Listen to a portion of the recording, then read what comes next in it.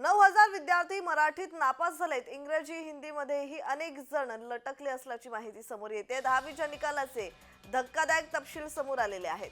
महाराष्ट्र राज्य माध्यमिक आणि उच्च माध्यमिक शिक्षण मंडळाच्या विभागीय मंडळानं घेतलेल्या 10वीच्या परीक्षेत विभागात तब्बल 9,486 विद्यार्थी मायबोली मराठी विषयात नापास झालेत। तरीही इंग्रजीपेक्षा मराठी विषयात उत्तीर्ण होणाऱ्यांची टक्केवारी जास्तच आहे।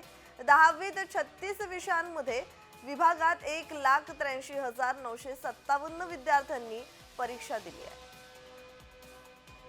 आणि या संदर्भात अधिकची माहिती देत आहेत आमचे प्रतिनिधी विजय चिडे। विजय, 9,000 विद्यार्थी मराठीत नापास झाल्याचा धक्कादायक तपशील समोर आला, या संदर्भातला अधिकचा तपशील। नक्कीच प्रणय, जर पाहिलं तर छत्रपती संभाजीनगर विभागामध्ये जे आहे ते विद्यार्थ्यांनी परीक्षा दिली होती आणि यामध्ये तब्बल 9,000 विद्यार्थी जे आहे ते मराठीमध्ये नापास झाल्याचा धक्कादायक प्रकार जो आहे तो समोर आलेला आहे।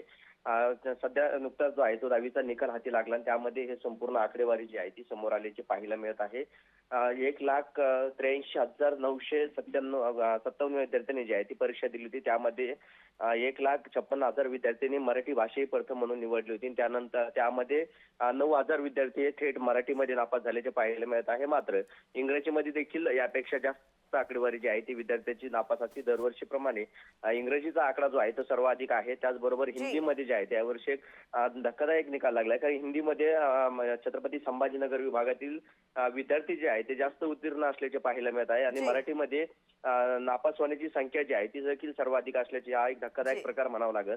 कारण ज्या महाराष्ट्रामध्ये आपण राहतो त्या महाराष्ट्रामध्ये मराठीला मान दिला जातो, त्याच मराठी विषयामध्ये आता आयुष्याचं करिअर घडणारे विद्यार्थी जर मराठीमध्ये नापास होत असेल तर महाराष्ट्रामध्ये कसं करिअर घडणार, असा प्रश्न आता सर्वत्र उपस्थित केला जात आहे। ठीक, धन्यवाद विजय, तुम्ही दिलेल्या माहितीसाठी।